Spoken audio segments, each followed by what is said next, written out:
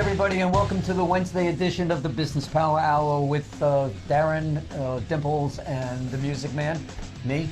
Hey, Dimps. Hey, Mr. Music Man. How you doing this evening? What's going on? How are you? Well, good. What's up? Two ladies. This is just a story. These two ladies at a network meeting came over to me, and he said, your show was really good, but we missed Dimples. Good evening, everybody. I just got the finger from Jim. It's all part of the story. Right. Hey everybody, it's Darren from the Business Power Hour. I'm not going to be in the studio tonight. I'm traveling. Good evening, everybody, and welcome to the Business Power Hour with Darren and the Music Man, except Darren's not here. I'm here. No, I'm you're right not here. Does anybody see that? Darren is not here. Darren is away. I am right here, right next to you. Be quiet for a second. You're not here. What? I don't know if you got lucky. Not the really interesting question. That's a fantastic question, Berman. Wow. See, I got fantastic. You just got good. I got fantastic. Show's about him, so let's focus on that. Were you drinking before the show? Oh, Jesus. Oh, Jesus. There we go. We got it. Let's go. No, it's... Now we got the There you go. Okay. Smother it. So, I think it's a music thing. It's making noise. It's making music. Is it? Yeah. That's so sweet. That's so sweet of you, Darren. By the way, this is a Yankee station. It's a Thank Yankee you. station. John, Thank you. it's a Yankee station. All right. Unfortunately... We got bugs in here. What's going on? I don't know. Do you spray? Get an It's exterminator? that time of year where you're getting bugs and stuff. As long as we don't have bees, I'm good. Yeah, all right. That's But We have a lot of undulations out in the field. Undulations. Is that a wine? What the hell is undulation? Fred, don't use big words. Hey, right? So this... Help. I gotta give him a cough button, Jim. What do you think? A cough button would be a good idea. Consider that a good question that he asked? Great question. There you go. I got Pythons and brains. You're double D? I'm double D. Show's about him, so let's focus on that. Hey, give me some loving. How are you, Music Man? Hello, Darren. How are you? I'm fantastic. I'm this week. absolutely convinced. I'm absolutely convinced that telling you you. got some kind of brain damage when you had that thing last year. I'm telling you, and he called. It's not classy, but classy. Seeing interviews by Darren and the Music Man. Ladies and gentlemen, Darren Siafe and Norman Wasserman. Let's do this. Yeah.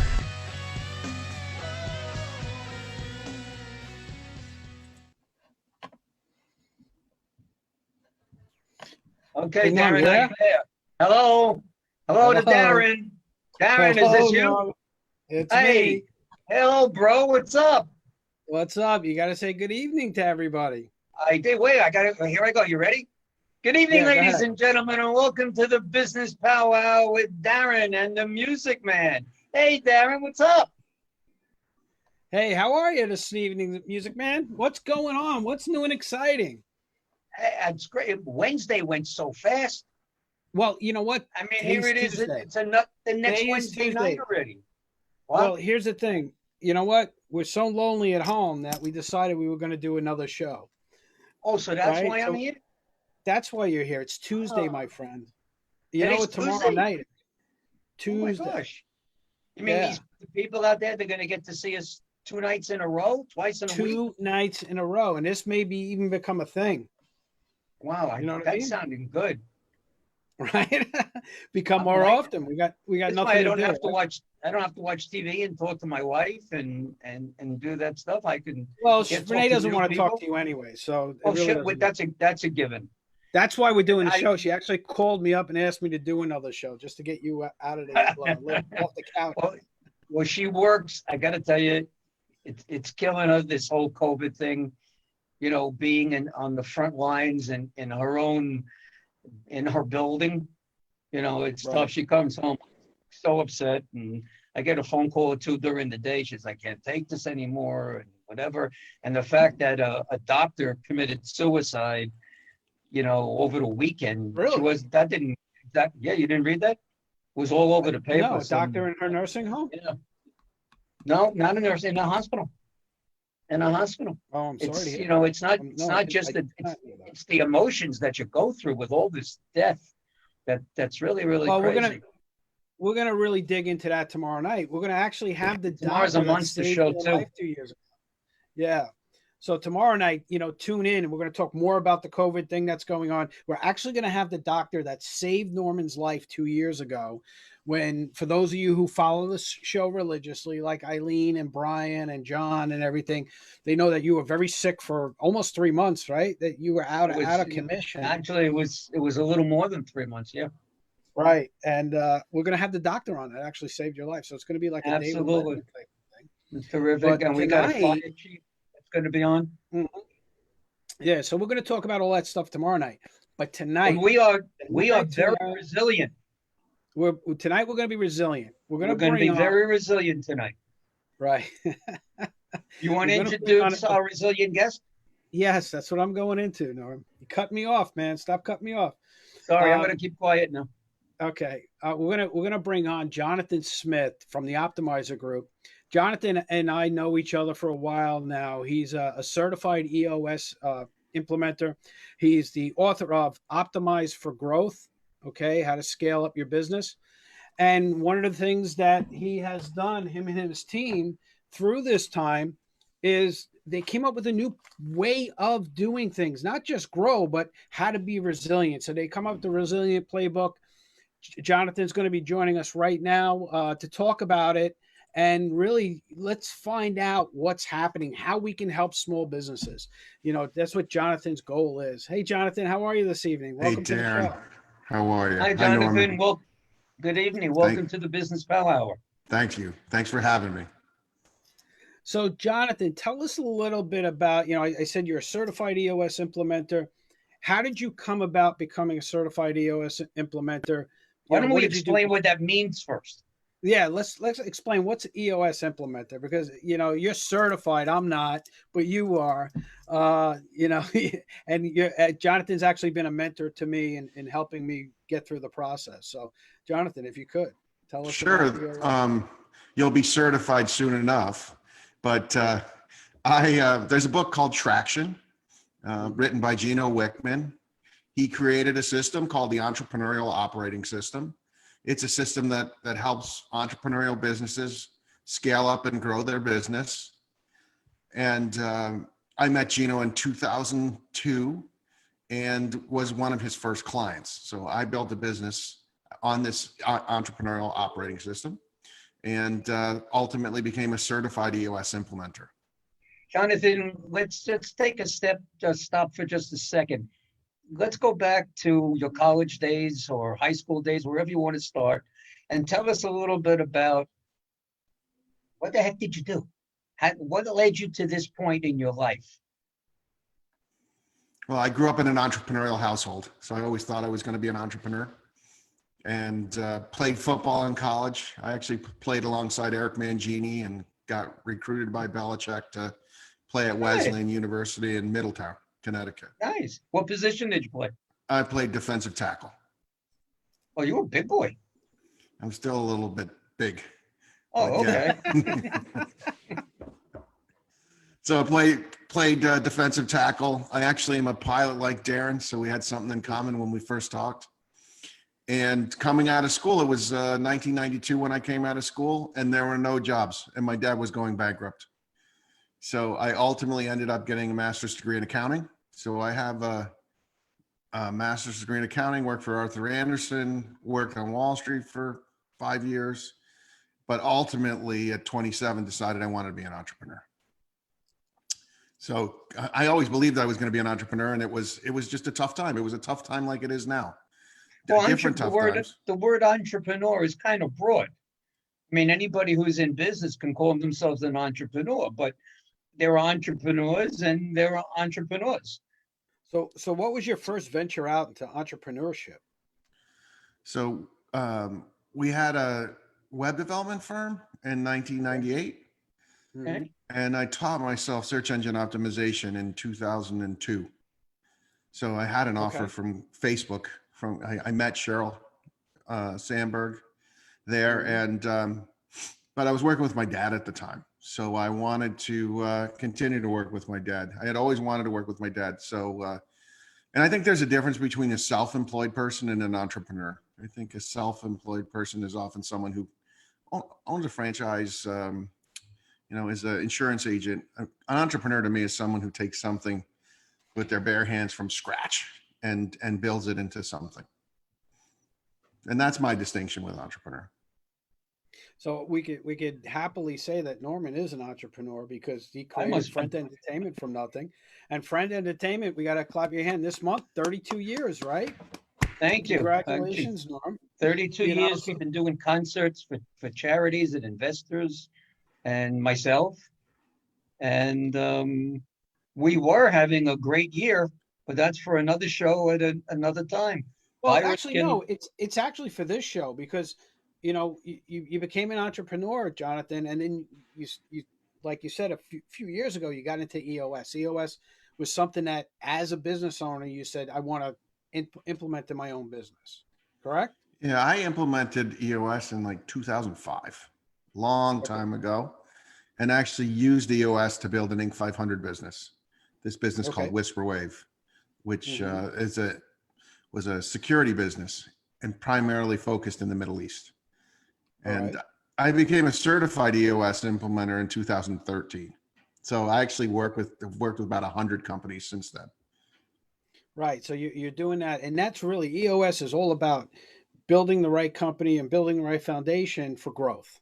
Correct? Yeah, it's all about how do you scale your business. I say I work with scale ups, not startups. So to me, a scale up is a $2 million to $50 million business that wants to grow and be better and be built to last, versus a startup that's purely from scratch.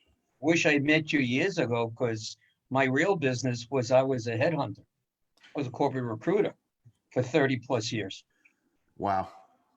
So, and in fact, I'm doing it again, but no business, no one's hiring, nothing's going on. So being an entrepreneur, I have to find another way to be resilient and come back and pick up where I left off. So that leads me to my next question, Jonathan. In this particular environment, finding companies that really want to scale up is almost like against the norm at this point. Most companies are trying to just protect what they got, right? And yeah, that's pretty accurate. This time of COVID. So what have you guys come with the shift? Because it's not, you're going from calls of talking to companies that are trying to scale up to talking to companies that are, hey, I'm just trying to hold on to what's going on and get my company through this right now. And so January 2020, the word of the day was growth. March 2020, the word of the day became resilience. I was getting calls left and right, just like Norman's talking about, in January, with people who wanted help scaling their business. And come March 2020, we hit the brakes, and the conversation my clients and prospects wanted to talk about was resilience. Okay, so if they were talking about resilience and everything, and EOS really isn't, for the lack of a better term, isn't set up just for that. EOS is really set up for growth. What did you guys do? What made you came up with the resilient playbook, right? And it's a great thing, right? So are you ready to navigate turbulent times? How did you guys? This is pretty turbulent. Yeah, it's pretty turbulent. So, at the Optimizer Group, what made you sit down and say, hey, you know what, we need to do something? Well, what we were saying was we couldn't have a conversation. The conversations we were having with our clients were different conversations. Different than you've ever experienced before with EOS? I had experienced it before in other recessions, but I had not experienced it with my EOS clients. It hasn't happened since 2008 or since the dot-com crash. So I had navigated businesses through those crashes, but people weren't used to it. So when I say the word became resilient, people didn't know that was the word. That was the word that I chose, because those were the items that were the resilient tools, were the ones that people needed to basically take the hit and survive through the crisis. That's the Okay, idea with resilience. so what are the resilient tools? You got a program. It's pretty. It's I look through the program. That it seems to be pretty thorough. But what are some of the key tools that somebody going through this right now? And we're talking about companies. And correct me if I'm wrong, Jonathan. This could work for companies as small as 1 or 2 or 3 employees to as large as 500 employees. Correct? There's no limit to the size because everyone's experiencing similar issues, from the biggest companies to the smallest ones. So the tools we came up with, go ahead, Norm. No, go ahead, finish. I'm sorry.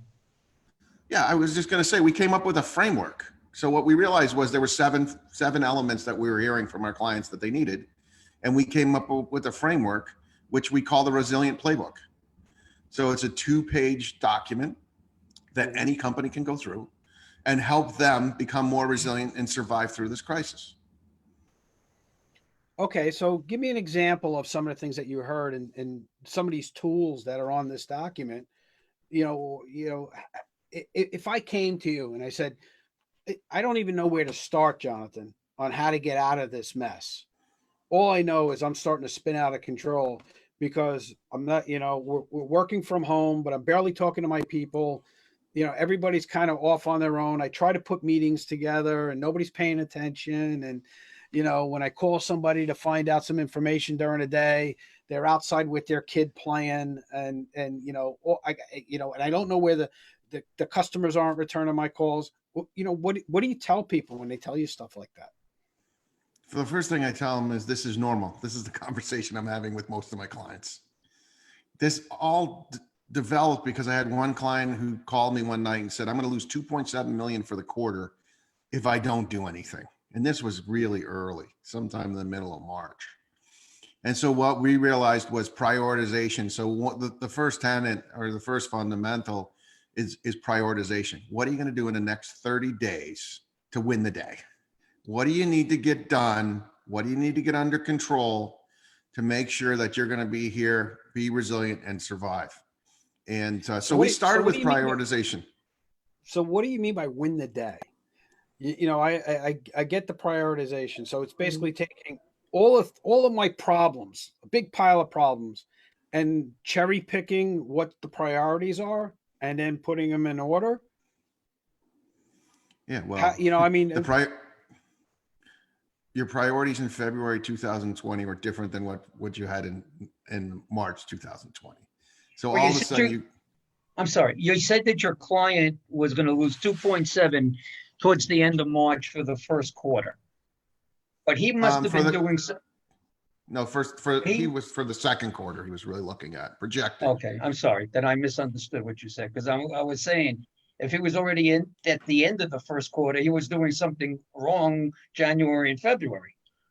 No, he had a great quarter. He just knew if he projected out and looked what was going to happen, it was going to be a big problem if we didn't make some decisions. So that's what all your clients have to do now. All of them. It's the same conversation with every client I have.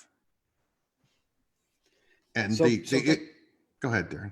So you came up with this prioritization, right? 30-day prioritization. Now, when you tell people, how do I, because I could sit there and go, I got 100 problems. What do I put first? What's the most important thing? What do you, when somebody says that to you, and I don't know if you've gotten the question or not, I'm sure you have, is I don't know where to start. What should I be looking at? Are you getting those type of questions? Yeah, I'm getting those sorts of questions. I mean, really what's happening is we made it win the day because sometimes people can't even figure out 30 days in advance. Right. So I'm like, fine, if you can't figure out 30 days in advance, what are you going to do today? So you're going to be here tomorrow. So we broke it down to where we used to meet weekly with our clients, or our clients meet weekly inside of EOS. We had to meet daily and sometimes multiple times during the day. So that's why we came up with Win the Day. Gotcha. I gotcha. I just wanted to do a quick shout out. Brian's joined us. John, you're the infamous Met fan is on. Hi guys. That must be John from New Jersey. John from Hazlitt. Yeah, he's on. And I'm sure Eileen's out there somewhere. I don't see her right this second, but I'm sure she's out there. She's always out there. I'm sorry, John. I like to give shout outs. Go Mets. So okay, so basically what you're saying is, don't think about the next 30 days. Let's think about what we can accomplish today, and get out of the way today. Right. So it's kind of like eating the frog. You ever read that book, Eat the Frog? Right. Yeah. So it's get up, figure out what's right in front of you, and let's just get it out of the way. Not procrastinate about it, not think about it. Get it out of the way so we can get on to the next thing. Yeah, because the alternative is to sit on the couch and be depressed. Well, that's what you're doing, right, Norm? Oh, yeah, but I'm sitting in my chair and being depressed. If I get in the couch, I'll probably just, roll over and play dead. Norm, you got to start winning the day, Norm. You got to get out there. You got to start winning That's the day. part of this. That's part of the conversation. Norman is not just sitting there. Norman is planning. So when the governor goes and says, look, Norman was sold out just about every weekend from September through the end of December with concerts locally and out of state. Then we got told we can't go anyplace. So the postponements come running through left and right. The cancellations come through. So Norman starts planning for 21 and late 21 with concerts. And problem is, my venues you can't reach because they're having the same problems and they're not going to work. So they don't want to give off dates because they don't know what's going on. So the talent is there. They're all waiting to go to work and back to make money again. But they can take a date, but they don't know if those dates are good. So how are you winning the day right now, Norm? When you get up every day, what are you doing to win the day? I have a cup of coffee. That starts my day. I'll go out and I'll get a bagel. That makes me feel good. I got a nice super onion bagel. You're not supposed to go out, Norm. And then I'm in the dungeon for the rest of the day. So what I'm doing is I'm finding new venues, which I never used before. And if I can get a hold of somebody, I'll speak to them, and it works out really well. And that's some of the shows that I have that are going to be new shows that are coming up. You're not sitting back and waiting. You're you can't. You know me. I can't do that. And that's a lot of what you're right. That's a lot of what this program's about, right? Jonathan is about not sitting there waiting for things to happen to you, but going out and making things happen. And that's doesn't really come about to you. You got to make it. Doesn't work that way. You got to go out. But we know. The interesting thing is we can get people to answer the phone if they, maybe they're not at their office, but I've had more conversations with folks I couldn't get a hold of now because people want to talk. So as long as you're in motion, so I say you got to stay in motion also. Got to be moving. And the second fundamental of the resilient entrepreneur is it's all about mindset. So you got to have the right mindset, because if you're not in the right mindset, you can't lead your team. Can't lead your team. You can't run your business. So that was the second thing we saw. So let's talk about mindset, and you and I have a lot of experience with mindset, with all the different programs and EOS and things like that. But a lot of people don't really understand mindset. They're more like, okay, I'm going to get up and I'll kind of drag myself through it. It's kind of like snapping yourself to say, hey, I got to get going now. I got to get moving. No matter how I feel inside, I got to get my head in the right place, like Norman does, to go out and get new venues and think about, I'm going to, this is not going to beat me down. I'm going to be successful in moving forward. Is that what you're talking about when you say mindset? Yeah, that's what I'm talking about. So it's fanatical discipline. We have to be fanatically disciplined. Wake up, have the coffee, go get the bagel, get into the dungeon and start making things happen. Right. Well, have you heard from because I've heard the same thing from a lot of clients that all of a sudden they're working from home. Like you said, you can get a hold of people more because they're not interacting with people in the office, but they're working from home and people aren't used to working from home. A lot of people aren't even set up to work from home. I know I'm talking to a lot of people that are working off the dining room table, and you can hear the kids running around, and you can, it's even worse than that.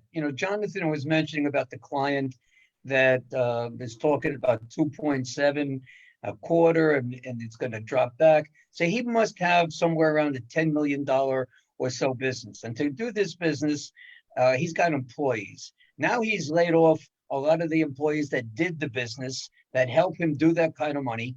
And now he can't, that's another reason why he can't do it. So he sends them home. They get disenchanted. They need to be made resilient. You got to get them on a Zoom conference call and try to charge them up, but they're not paying the bills. They're not giving their monies from the government or unemployment or their paychecks from their bosses, and they don't know what the hell to do. Now, these people want to go back into business, the owners. Now, this was a great way to get rid of some people that you really didn't want, that weren't really cutting it, but you couldn't let them go. But now you don't have to rehire them.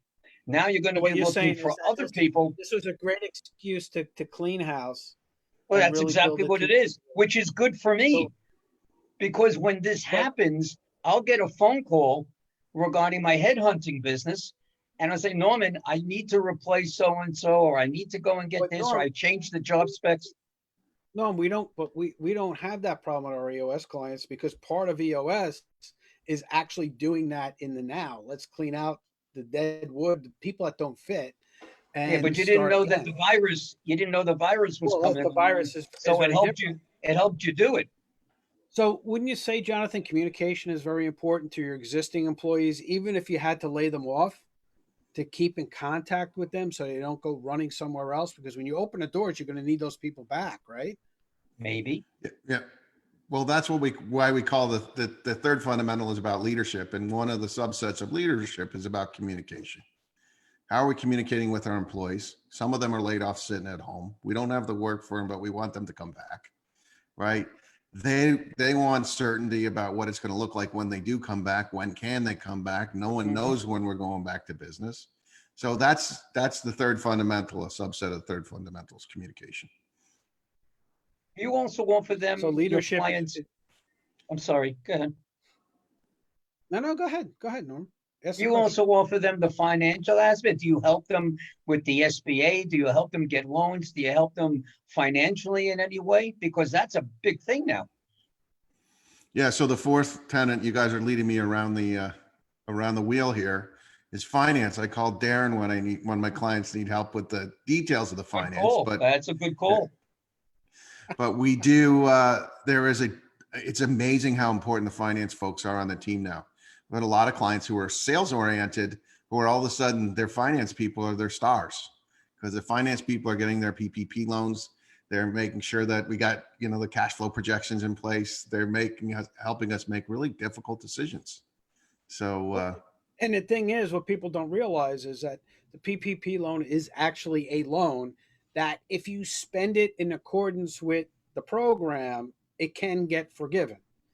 Because I've had clients call and say, I'm going to get this PPP loan. I'm going to pay this off. I'm like, no, you can't use it for that. You have to use it for certain things. And as long as you can prove out that, then it will be a grant. So, and that's why financial people and having financial guidance is so important. So, if you're working with somebody, please, I implore everybody, just reach out, just ask a question, and see if these people can help you, because that's one of the things I'm doing a lot of right now, is just guidance in that area. By the way, Jonathan, if people want to reach you, how do they get a hold of you? So theoptimizergroup.com. So theoptimizergroup.com, and the phone number is 212-920-4424. You have offices in out here in the island as well as the city? Yeah, I live in the city, but I have a place out in Cutchogue also. So I'm out in North Fork for the last 6 weeks. That's a nice trip. It's not bad. It takes an hour and 33 minutes at the moment. Normally it takes a few minutes more. Well, this moment may come to an end sooner than you think. Yeah. Well, I hope so. I take the traffic over being in this situation. All right. Absolutely. So Jonathan, we have our first question of the evening. And it's not from John from Hazlitt, because he never has a good question, but actually Brian Cohen. How do I know when my prospects are ready to discuss new business ideas, not just how they are adapting? Yeah, so it's interesting. This week I got two prospects, but they sent inbound leads to me. So they were inbound and they raised their hand and they said, I'm ready to talk. I have generally been in a position of just helping first. So one of our core values is to help first. So over this period of time, I've been helping first, and it seems like we're finally opening up a little bit. At least that's what I'm seeing. But it's a really challenging time to sell and to market. So it is. And so I guess, Brian, there's really no good answer to that other than saying, hey, what's going on? I think, and this is one of the things I've been preaching over the last couple of weeks, be in communication consistently with your clients, with your prospects, and don't just call them to try to sell them. Call them to find out what's going on in their lives. Have that conversation of, hey, how you doing? What's going on? How's the family? What things are you going through right now? Oh, I'm going through the same type of thing. Commiserate with each other. I do that with Norm all the time. I make up stuff so Norm feels better. But it's We never speak. Speaking of, it's interesting that you just said that, though, because I got a call today. I got a call from a lady. I didn't recognize her name, and she mentions where she's from. It happens to be the place that I buy those crazy jackets in for the stage. She called me to see how I feel and how everything is going, that the store is closed and when it comes open again. But I didn't call you to sell you anything. I just wanted to call to see how you feel and what you're doing. So let me ask you this, Very Norm. nice. When all of this is all over, you're going to remember that? Absolutely. Right? And what are you going to do when I'm going to go there whether she called me or she didn't call me. But the fact that she did, I'm certainly going to go to her first before I would go to somebody else. Right. And you would recommend that's the key. Right? And that's what I'm talking Absolutely. about. Is building those things up, building up that relationship with your customers and even your vendors. So you have that good relationship. So they say, hey, you know what? He's a good guy. It's not all about the money. And, he just wants to make sure I'm okay. And if we can help each other, because here's the thing, guys, we got to help each other get through this. We can't be Which is what like Jonathan says, it's about helping first, and helping first will give us great rewards. Jonathan's been lucky, and so are you, because you've been able to get through to your clients and actually talk to them. I can't get through, so I send them an email. Nobody likes and you, then, that's why. And that's besides the point. When business picks up, then they like me. So then they'll call me, or they'll email me back, and they'll say to me, yeah, how's your family doing? How's everything? That's all you want. Just stay in their mind. So I was just going to add on to that. I have this saying that relationships matter. So relationships matter. And there's one phrase that I will offer to Brian. And the phrase is, instead of saying, how can I help you? The phrase goes, what's the one thing that I could do for you today that would be most helpful? It says almost anyone could say, hey, this is the thing I'm really struggling with, whatever they're struggling with. And that's what helps build a relationship. Mm-hmm. Exactly. And it's making that connection, right? It's all about connections. It's about making that connection. So I think that's good advice, Brian. So, hopefully that's helpful for you. Now, look, for the most part, the majority of our clients and their teams are working virtual. I'm sure you're working with essential companies that operations, for the most part, haven't shut down, but they've changed the way they're doing business. Right? So they're going to be coming up against a lot of things, especially now in 2 weeks. The governor is supposedly going to lift the stay-at-home rule, and that may change. That he may push that out. Who knows? But right now it's May 15th. Are you running into questions on, well, what am I going to do? How am I going to bring these people back? When do I bring these people back? How do I staff up again? Do I just bring everybody back at the same time, or you call Norman? Is it something that I got to stage in? So my clients are, this in the last couple of weeks has started to shift, and people from an operational standpoint, so we have resilient operations, have been thinking about, how do I go back to work? How do I reconfigure my restaurant? How do I reconfigure my medical office? How do I get the PPE so I can actually deliver the service? How am I going to change my my calendar, my scheduling. What happens when people don't want to come back to work because they're afraid? All of these things are part of the process of going back to work, and it's probably going to be phased in. It's not going to, everyone's not going to go back to work the first day. There's probably going to be a multi-phased approach to going back to work. I have a lot of clients who say some of their folks are going to stay at home for a while, and so we'll go back to, you know, shift work or what have you. Now, You is have it, an industry specialty as far as clients go, or it's multifaceted types of industries? I'm not a specialist. I'm a generalist in terms of industries. Oh, so my phone's ringing. Sorry about that, Was it a guys. client? If it was a client, you should have No, taken it's not the a call. client. Actually, it's somebody from the Civil Air Patrol, so I can call them back later. They don't know that you do a show. Oh, it's Tuesdays, right? It's They don't know. Tuesday. It's Tuesday. They Right. don't know what's going on. We're very involved in Island Harvest, helping them put meals together, stuff like that this week. And the last 2 days, I've been the incident commander for that. So that's probably why they're calling, because they don't know who the incident commander is for tomorrow. So they're trying to get a hold of me. But yeah, we're doing our part in helping with that too. So, from an operational standpoint, what are you telling these people to look at? What are some of the things they should be looking at from an operational standpoint with their companies? I mean, are they just going, okay, it's not going to be right away, we're going to be at full power again? Is it, you know, am I looking at my systems? What are you telling them, Jonathan? We were looking at facilities. We're looking at process. We're looking at human resources. We're looking at, you know, contactless payments. We're looking at, you know, what kind of PPE are we going to put in at front desks? We're looking at the one thing that was been really interesting is Corona gains. Like, how do we take these benefits from being in the coronavirus where maybe we've improved a process, maybe we've automated a process, maybe we've made an adjustment. How do we keep that? Hey, how do we keep those gains when we go back to work?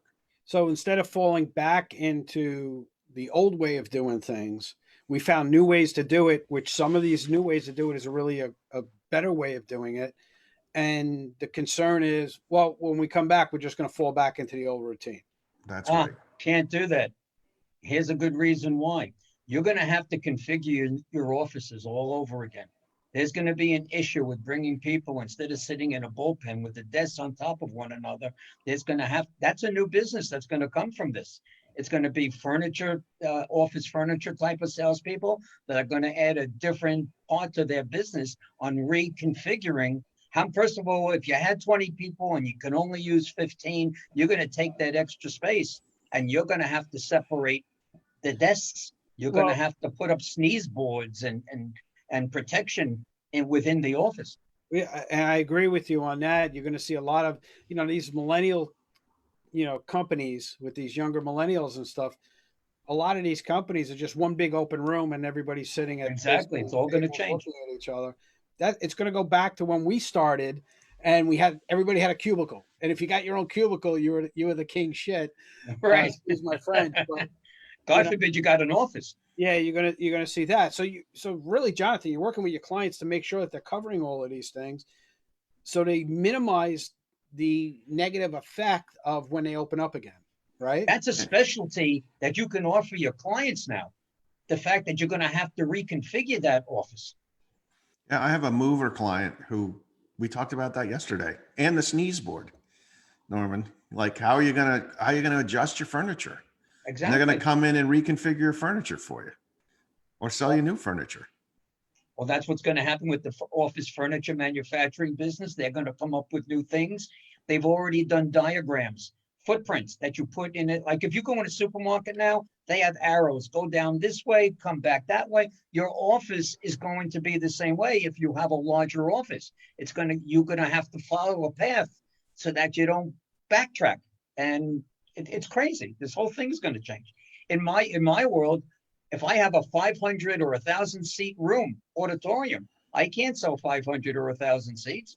I'm going to have to separate these people. What does that mean? That means the kind of money that I could have made on 500 seats, I'm not making anymore, because I'm going to get reduced.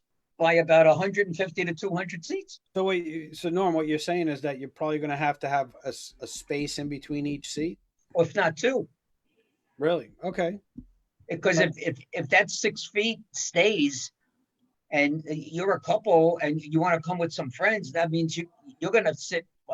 You shouldn't be talking during a concert anyway, but you're not going to be sitting together. You know, the whole. So Jonathan, let me ask you this question.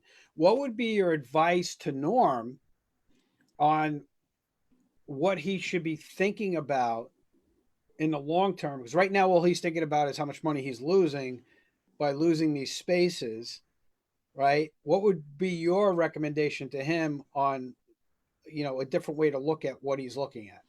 Yeah, so we have the resilient future because I have clients where I'm saying, all right, so we're in the midst of a crisis, but what is it that you do really, really well? And so we are looking at our clients and saying, you should do a capabilities, opportunities, and dangers analysis. You should really look at yourself and say, Norman, you may pivot a little bit. You need to be adaptable. What's the business going to look like? Because, concerts just may be different going forward. And if the concerts are different, then the rental amounts may be different and they may be delivered differently. I'm not sure exactly how it's going to work, but there's going to be a trickle-down effect. The trickle-down effect is that if a venue owner wants to charge me $5,000 for 1,000 seats, now I have to go back to him and say, I can't give you more than 3. If you want the deal, you take the deal. It's the same thing with the talent. If the talent wants $5,000 or $6,000, listen, guys, can't do that. I'm losing all these seats. You're not going to be. So it's got to be cut back that way. Right. So, and it's going to change. What it comes down to is everything's going to change, and you got to think about things differently. We got a question from John from Hazlitt. It's actually a pretty good question. I'm surprised. It's about time. But so John, just to let you know, John from Hazlitt's my cousin, so that's okay. Tease him a bit. But what his question is this PPP money and this stuff that people are getting. He's like, people are going to use that money for bonuses and stuff. No, John, there's a cap on how much you can pay somebody with the PPP money. All right. So unfortunately, even if you were, and John had heart surgery a few months ago, so he's been out of work. John, if you were back at work, you still wouldn't, even with a bonus, you still wouldn't be capped. But no, for the most part, people are not, they can't use it for bonus money, John. So just wanted to clarify that for you. I'm sorry. Let's get back. So you're talking about the future and thinking about the future and how business is going to change. So with thinking about the future, isn't we're going to have to change the way we do business now in order to accommodate how we think we're going to have to do business later? It's very hard to see what it's going to look like in the future. We need to be prepared for a bunch of different scenarios, and we got to be clear about what it is we do really well. So we had a client who did wraps on mobile phones. They've changed to doing antimicrobial wraps in hospitals. They pivoted. Nice. But that's the kind of changing and adaptability that we're looking for, because, I have clients where it's possible that parts of their distribution channel are gone. So, retail folks have gone out of business. The supply chain's not working the same way that it did. I've got a client who's, used to sell wooden shutters, and now they're doing PPE face masks, and they're off the charts. But it's the ability to adapt and be flexible. But you also got to have a need. Oh, 100%. When you adapt, you got to find that need that's out there. Now, for a lot of manufacturing people, whether it be textiles or not, that industry, if they convert and they change a little bit their machinery, I mean, they're going to be making a fortune in doing the PPE stuff. Yeah, the shutter guys are ahead of their plan for the year after doing the PPE. That's great. That's a great story. Good for them. I have, and I mention it almost every week. I have a liquor store client that, before just basically you came into a store and you bought liquor. When this stuff started happening, he actually put up a website and he's selling off the website and delivering. And he's doing Christmas type numbers. Actually, he beat his December numbers in March. Good for him. So, yeah, I mean, he's just doing tremendous because there is a need for alcohol. How's his Hanukkah business doing? Oh, he did tremendous with his Hanukkah business. Well, that's excellent. Yeah. My grandfather was a World War II vet, and he always said there's three things that have value in a crisis: guns, gold, and alcohol. That's it. He was a smart man. Very smart, man. So again, Jonathan, if somebody wanted to check out your program and see what's going on, now I know you have a launch date for it, right? Yeah, so we're going to launch the program May 1st. So it's going to be an online self-paced course. It's at theoptimizergroup.com. And we're going to launch it on May 1st. And we're looking forward to a good launch. So what can people expect when they sign up for your course? They're going to get your lovely face talking to them, or how does that work? So it's actually we have about 6 hours of coursework in there, a series of tools, a workbook that goes with it. It's going to walk them through our resilient playbook that they can use with their teams to help them make it through the crisis, win the day today, so we can win the day tomorrow. So the theme of this program, and we talked about it before the show, is really win the day. It's all about getting up in the morning, figuring out what's going to make you successful today. Now, right. is it about being successful every day? Is it about, just, okay, I'm going to get through today. It's going to help me survive. What's the characterization of the resilient playbook? Well, the definition of resilience is to be able to take a hit and continue on, right? So we've pretty much all taken a hit. I don't know too many businesses that haven't taken a hit. Yeah. And so the goal with the whole program is to put you in a position so you're making good decisions. You're making good decisions on your priorities. You're making good decisions on your leadership. You're making good decisions on your finance, on your operations, on your sales and marketing, and putting yourself in a position to be successful in the future. Because people are having a really hard time making decisions.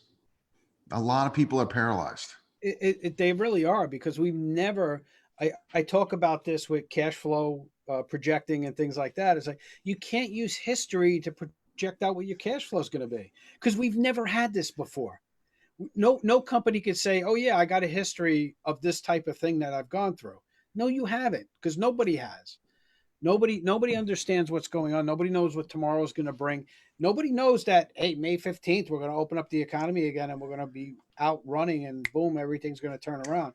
It may take months. It may take a year for us to recover from this thing. And your program is really set up to say, hey, you know what? I'm going to get through this. I'm going to be prepared for the many scenarios that could come up. Because that's what you talked about before, right? Is being prepared for those multiple scenarios.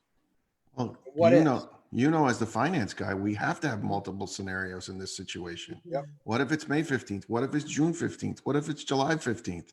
How are you going to adjust your cash flow? Right. And cash is king.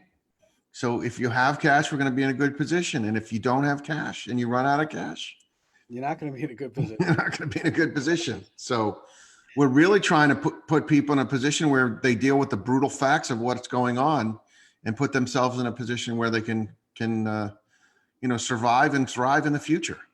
So would you characterize this program as that quick fix? Okay, you're going to come in, take it, and everything's going to be, sunshine and rainbows, or, No. Okay. Well, it doesn't work. It doesn't work that way. I wish it worked that way. I wish I had a silver bullet. No, this is a program that's going to give you a roadmap that you can follow to help you make good decisions. So what we're trying to do is give you a framework to make good decisions. What we can't control is what's going on in the external economy. We can't control what business you're in specifically. It's your business. You're going to know the business better than anyone.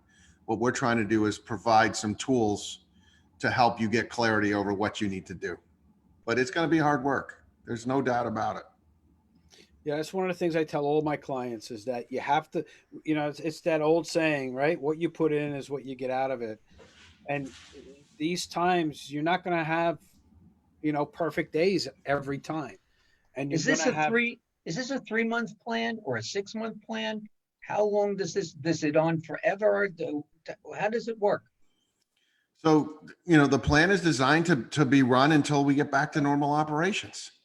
So the idea is, it could be a month, it could be 2 months, it could be 6 months, but it helps you make good decisions. So you can get back to normal operations. So it's really, and I've looked at the literature and I looked at, the worksheets and stuff like that, Jonathan, that you sent me. And I characterize it as this, like you said before, it's a framework. It's not going to give you every answer that you're looking for, but it's going to give you the starting points to go find those answers. Is that a good characterization of what I'm seeing with the program? Yeah, that's a good characterization. Our idea is to light the path for you. We can show you where the path is, but you have to walk the path yourself. Okay. And if somebody wanted to reach out to you to say, hey, Jonathan, I really love this, but I need some guidance on how to do this, can people reach out to you guys and get that guidance? Yeah, of course. There's my email is, so it's JBS, Jonathan JBS at O4G, the number 4G.com. I'd be happy to answer anyone's questions. Okay, I'm going to post that up there for you, Jonathan. Thank you. All right, so we got that. We got your website up. We got your phone number up. So if anybody wants to get in touch with you, we'll do that. Oh, and you must have came up with a great question, Norm, because John from Hazlitt said, "Great question, Norm." Thank you very much. Oh wait, Darren, yes. we got a bump. Oh yeah, we got a bump. We got to go. There you go. That's one of the things that we do. We got a great question, and we usually hand bump. But On the show. Somebody has to say you got it correct. Darren usually wins, but I come in here once in a while with a good one. what a good one. I usually get most of the. That's a good question. He actually was the first one to get the phrase "great question," but. So, Jonathan, we're actually coming to the end of this thing, believe it or not. Remember I told you before that this thing's going to fly by and we're going to get through this thing very quickly? So we're coming up on 55 minutes after the hour already. Is there anything else that you want to promote? Is there anything that you're doing out there? Now, you and I we're both pilots, and I know you haven't been able to fly in a while. But even with this shutdown, we're not flying. At Civil Air Patrol, unless it's an actual mission, that's the only time we're flying. So What'd you do with your plane in your backyard? my plane in my backyard. Yeah, there we Or go. your runway? My runway. Yeah, I got a runway in my backyard now. So Jonathan, I got a runway in my backyard. That's new. That's the new thing. The runway. It just happened. It just came to me. So now we gave you a runway. Right. I got a Ferrari hangar. pickup. I got horses. I got a racetrack. My Race cars. it's getting bigger and bigger every time we do Circular driveway holds 10. circular driveway. That's how it all started. He started telling people I had a circular driveway. And Jonathan probably helped you get to that point, I bet. Yeah. Jonathan did help me get some of that money. He got me, so I can actually get the taxiway put in. The money that Jonathan helped me earn actually put the taxiway in for my runway. Way to go. Nice. Next, he'll pay for maintenance. We have That's fun good. anyway, Jonathan. So I know Ben was supposed to join us. He's one of your team members tonight. We want to do a shout out to Ben. Sorry that you didn't come on, Ben, but next time. What do you recommend other than your program that people can do in the short term to kind of get through this thing? Now that people are getting PPP money, the faucet's been turned back on. Hopefully more people get it. I heard the Lakers gave back the $5 million that they got in PPP money. They did. Yeah. And the Lakers. Did you give back the two bill? The that $2 they million? sent you? The No, two bill that they sent you. Oh, yeah, the $2 bill. Yeah, right. You don't need it. Well, yeah, I know. Well, I had to put the runway in, so that's why I needed the money. You have anything I can borrow That's it. left over? But Jonathan, again, if you give any last words on things you're doing, any advice to people or anything like that before we close out the show? Yeah, I would just say that, just make good decisions. If you don't know what to do, reach out to your advisors, reach out to your friends, reach out to your colleagues, and make sure that, you take advantage of the friends that you do have, take advantage of the advisors you do have, because these are really hard times. I mean, with the PPP money, I've had people ask all kinds of crazy questions. Yeah. And, they're going to go buy a find, fix, and flip house instead of using it for payroll. I'm like, I don't think that's such a good idea. Not a good idea. No, it's definitely not. So, Jonathan, we want to thank you for coming on. Just big time. Yeah, we're going to close out the There you show. go. Stick around though, but we want to thank you for being on again, Jonathan Smith from the Optimizer Group. Okay, it's theoptimizergroup.com, and you can get a hold of him at jbs@o4g.com. Correct? An O or a zero? It's an O as an O. Oscar. So it's a little O, 4, and a little G.com. That's right. See, I remember your email address. Well, Jonathan, I wish you the best of luck on your new enterprise. I hope everything goes really well for you. Thanks, and Norman. look forward to seeing you again. Appreciate All right. it. Thanks, Jonathan. Hang out for a second. We'll be right with you. Okay. All right, my friend. So good show. Good show. Another good bunch of information that, hopefully our readers and everything like that. John from Hazlitt, we talk about the flying, and right away he starts talking about flight suits. His wife loves my flight suits. So, well, that's a nice picture of you in your flight suit. Yeah, well, yeah. No, I can understand that. You look like a superhero. A superhero? Is a that superhero? Yeah, you look like Mr. America. I don't have a cape, Norm. I don't have a cape. But it's hidden in your collar. There you go. Like a rain shield or something when it rains. Anyway, tomorrow night, big show tomorrow night. Top surgeon out of major Long Island hospital, Dr. SD. Right. Will be on, and we got a fire chief from Suffolk County going to be coming on and giving us the firsthand knowledge that they have and witnessing of what's been going on behind the scenes. And everyone should look forward to seeing that tomorrow night at 8:00. So let me ask you a question. Are you going to start sir. crying like David Letterman did when his surgeon came on?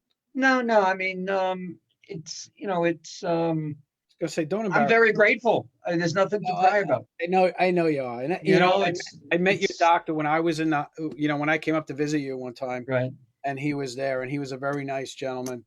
And actually, I'm looking forward to speaking with him again. Yeah, he's a really good guy, top surgeon. It's crazy how you meet people, and it's interesting, and we'll talk about it tomorrow. But his specialty, I would have needed a doctor like you. Usually you go in the ER, whatever the surgeon is, that's the guy you get. This guy was actually the surgeon best suited for me. So God was watching over me with what's going on. All right. God was my advocate, as they say. So everybody tune in tomorrow night, right here on the Business Power Hour. All right. For not only to get to meet Norm Surgeon, we're going to talk to Mastic Beach, right? We're talking about the heroes, frontline heroes tomorrow night. Frontline heroes tomorrow night. And also it's our 2-year anniversary. We're going to have a bottle of champagne. I'm going to have maybe grape juice or whatever. A couple of shots of Jack Daniels. All right, I'll wear a cap, like opening. So thanks everybody for tuning in, and we'll see you tomorrow night. Good night, everyone.